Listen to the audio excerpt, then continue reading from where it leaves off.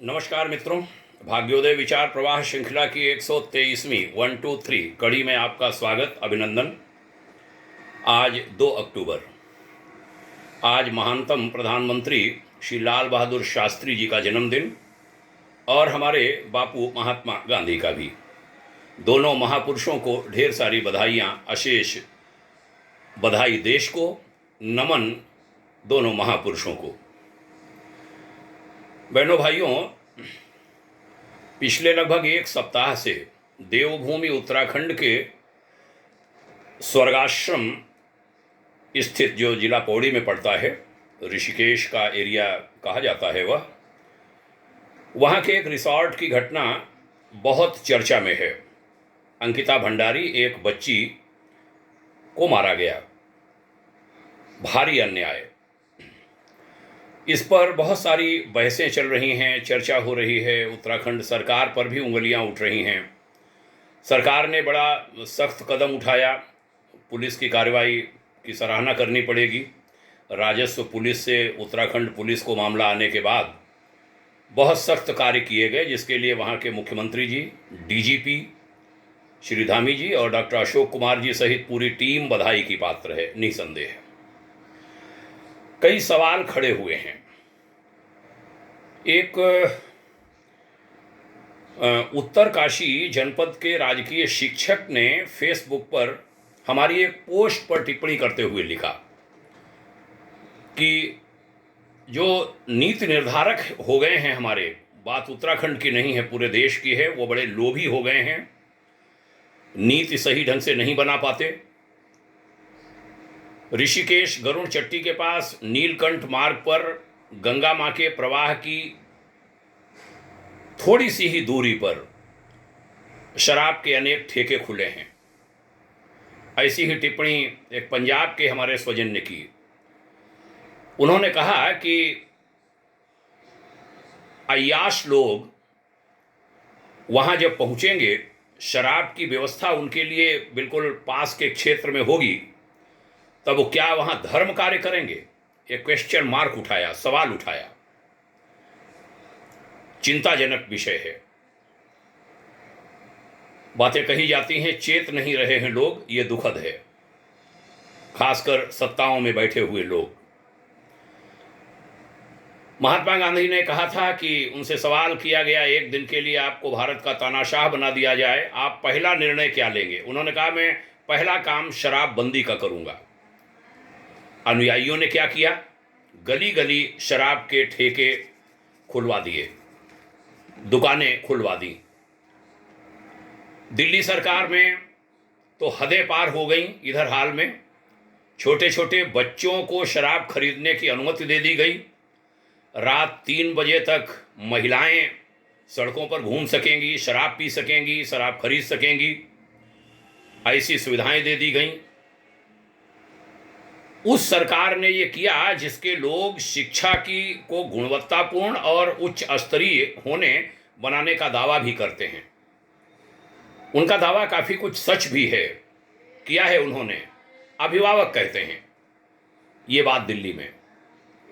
लेकिन अभिभावक अब ये भी कहने लगे हैं कि शिक्षा की रेढ़ पीट दी दिल्ली की वर्तमान सरकार ने, बच्चों को शराब पिलाकर, बच्चों को खुलेआम छूट देकर, आयु घटाकर।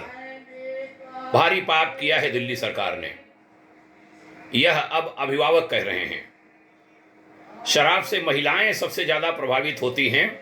उन्होंने कई बार लठ भी उठाया है, अपने पतियों को भी पीटा है और ठेका चलाने वालों को भी। उनके विक्रय केंद्र भी तोड़े हैं और देशी शराब की भट्टियों को भी उन्होंने तोड़ा है। हमने गायत्री परिवार के कार्यकर्ता के रूप में शराबबंदी का एक अभियान चलाया था पिछली शताब्दी के अंतिम दशक में। उस समय माया सरकार थी, हमें याद है।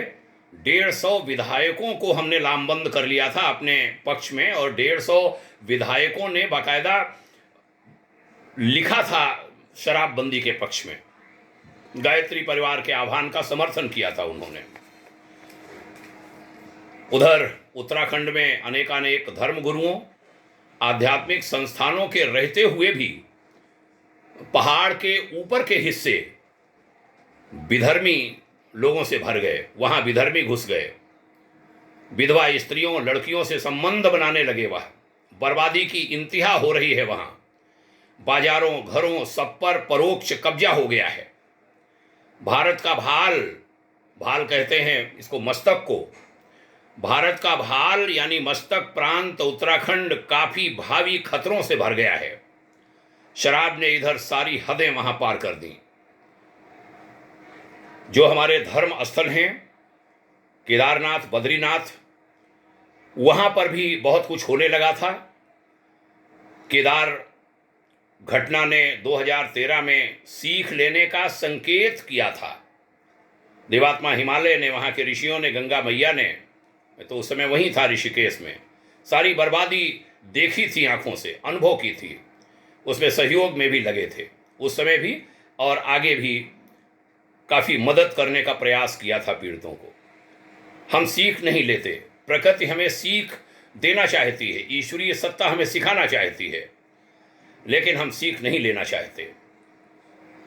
दुर्भाग्य है कि पूरे भारतवर्ष में राजस्व प्राप्ति के अन्य तरीके खोजने के प्रयास हमारे राजनेता, हमारे प्रशासक, हमारे अधिकारी, शासन के सदस्य, वहां बैठे हुए लोग नहीं करते।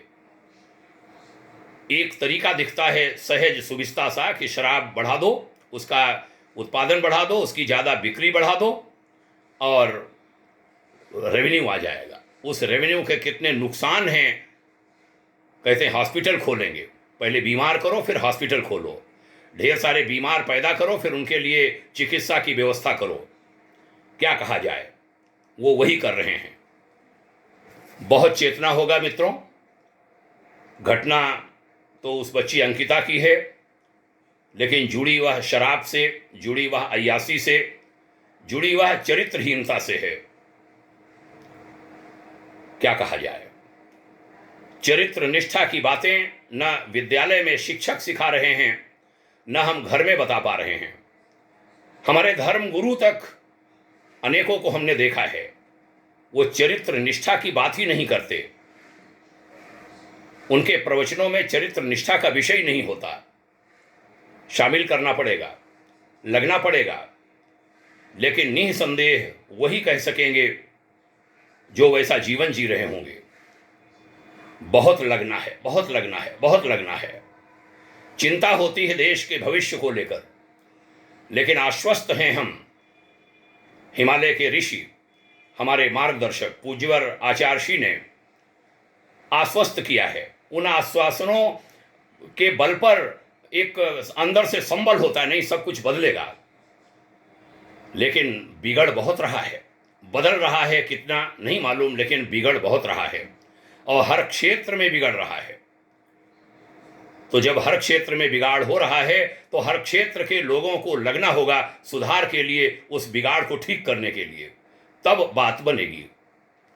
आइए सभी वर्गों के लोग, सभी जन, वह चाहे धर्म जगत से हों, चाहे शासन जगत से, चाहे मनीषा जगत से, चाहे आर्थिक जगत से, सभी सुधार के प्रयत्नों की ओर लगें। आज के भाग्योदय विचार प्रवाह श्रृंखला के क्रम में यही निवेदन करता हूं। आपने सुना, इसके लिए आभार। आप सभी को प्रणाम, बहुत बहुत शुभकामनाएं। जय हिंद, ओम शांति।